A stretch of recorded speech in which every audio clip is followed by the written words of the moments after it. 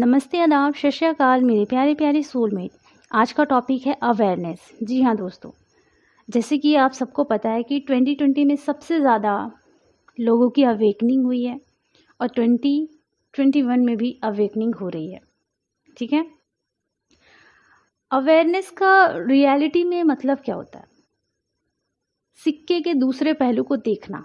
सिक्के का दूसरा पहलू क्या है? स्पिरिचुअलिटी, जो हमें एनलाइटमेंट की ओर ले जाएगा। सेल्फ ग्रोथ करना। ठीक है, यहाँ किसी को पाने के लिए नहीं करना होता कि मुझे किसी को पाना है, नहीं, अपनी सेल्फ ग्रोथ करनी होती है, अपनी सोल को इवॉल्व करना होता है।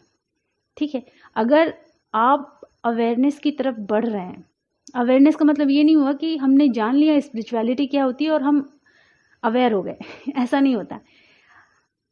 ऐसा होता है कि हमारे सामने स्पिरिचुअलिटी की कुछ वीडियोस आते हैं और हमारा इंटरेस्ट उसमें बढ़ने लगता है, अच्छा लगता है, हमें ऐसा लगता है इस पर हम काम करते जाएं, तो हम खुद की ग्रोथ के ऊपर काम करते हैं, है ना। अपनी ग्रोथ के ऊपर जब हम काम करते हैं तो क्या होता है, हम इमोशनली इंडिपेंडेंट होते हैं। कैसे होते हैं? हमारे अंदर जो लेयर लग जाती हैं, ह्यूमन बॉडी में जन्म लेते हैं तो बहुत सारी लेयर लग जाती है, एंगर की, फियर की, ये सारी लेयर को हमें हील और क्लीन करना होता है। जैसे ही हम हील और क्लीन करना शुरू करते हैं और भी ज़्यादा डीपली इन चीज़ों को समझना शुरू करते हैं और फिर हम अपने अंदर झांकना शुरू करते हैं, है ना। हमारे सबकॉन्शियस माइंड में भी बहुत कुछ भरा पड़ा रहता है, उसे हील और क्लीन करते हैं। मतलब खुद की ग्रोथ में हम बढ़ते जाते हैं। हमें जो अच्छा लगता है, हाई वाइब्रेशन वाली एक्टिविटीज़ करते हैं, मेडिटेशन करना अच्छा लगता है, तो हम क्या करते हैं कि धीरे धीरे हम हाई वाइब्रेशन में आना शुरू कर जाते हैं। जैसे ही हम हाई वाइब्रेशन में आना शुरू करते हैं, हर चीज़ मैनिफेस्ट होने लगती है। बिकॉज मेरी होती है इसलिए मैं बोल रही हूँ, क्योंकि मुझे अगर एक क्वेश्चन भी चाहिए होता है ना, तो अचानक से वो क्वेश्चन का आंसर मुझे मिल जाता है। तो यही होता है कि आप इमोशनली इंडिपेंडेंट होना शुरू हो जाते हैं। स्पिरिचुअलिटी की इस हिस्से को अगर आप अच्छे से समझेंगे तो आप इमोशनली इंडिपेंडेंट होंगे, और जब यहाँ आप अंदर से साफ और क्लीन होना शुरू हो जाते हो, हाई वाइब्रेशन में पहुँचना शुरू हो जाते हो, इमोशनली इंडिपेंडेंट होना शुरू हो जाते हो, तो अपने डिसीज़न लेना आप शुरू कर देते हो। क्योंकि अब आप अंदर से किसी बंधन में बंधे हुए नहीं रहते, आज़ाद हो जाते हो। ठीक है, तो जो लोग सिक्के के दूसरे पहलू स्पिरिचुअलिटी को नहीं समझते, वो लोग अंदर से बंधे रहते हैं। बहुत सारे उनके रॉन्ग बिलीफ सिस्टम होते हैं, लोग क्या कहेंगे, ये हो जाएगा, वो हो जाएगा, ना जाने क्या क्या। लेकिन वो सब हमें अपने अंदर से हील और क्लीन कर देना है ना। वो सारे रॉन्ग बिलीफ सिस्टम को ट्रांसम्यूट कर देना है। और जितने भी हमारे अंदर रॉन्ग बिलीफ सिस्टम हैं, बहुत सारी सबकॉन्शियस माइंड में कचरा भरा है, सबको हमें हील और क्लीन कर देना है। जैसे ही हम ये सब करना शुरू कर देते हैं, हम हाई वाइब्रेशन में पहुंच जाते हैं। और जैसे ही हम हाई वाइब्रेशन में पहुंचते हैं, अगर आप कुछ चीज़ चूज़ करते हो तो लोग आसानी से मान जाते हैं। ठीक है, और वो आसानी से नहीं भी मान रहे हैं तब भी आप वहाँ जिद नहीं करते, क्योंकि आप वहाँ बैलेंस में आ जाते हो। ठीक है, और जैसे ही आप बैलेंस में आ जाते हो, उसके बाद फिर भी आप अपना काम कर रहे हो, तो क्या होता है कि आपकी फैमिली हो या कोई और भी हो, धीरे धीरे वो मानना शुरू कर देते हैं, क्योंकि आपकी वाइब्रेशन उन पर असर करती है। ठीक है, इसलिए कहा जाता है कि पहले इमोशनली इंडिपेंडेंट बनना शुरू करो। फाइनेंशियली इंडिपेंडेंट तो सब बन जाते हैं, है ना, लेकिन इमोशनली इंडिपेंडेंट बनना बहुत ज़्यादा ज़रूरी है। जो लोग सिक्के के दूसरे पहलू को नहीं जानते, स्पिरिचुअलिटी को, वो अभी इस ओर नहीं बढ़े हैं। लेकिन अभी क्या हो रहा है कि सबकी अवेकनिंग हो रही है और इमोशनली वो इंडिपेंडेंट बन रहे हैं। अगर आप इमोशनली इंडिपेंडेंट बनोगे तो कभी भी आप ब्लेमिंग मोड में नहीं रहोगे, अंदर के इश्यूज आपकी हील हो जाएंगे। याद रखना, लो वाइब्रेशन में अगर आप कोई भी डिसीजन लेते हो, वैसे तो लो वाइब्रेशन में आप डिसीजन ले लेते हो, लेकिन आपके अंदर फियर होता है, ये क्या कहेंगे, वो क्या कहेंगे, है ना, कहीं मना ना कर दे, बहुत सारी चीज़ें होती हैं। लेकिन वहाँ चैलेंजेस भी आते हैं, ऐसा नहीं है कि नहीं आते।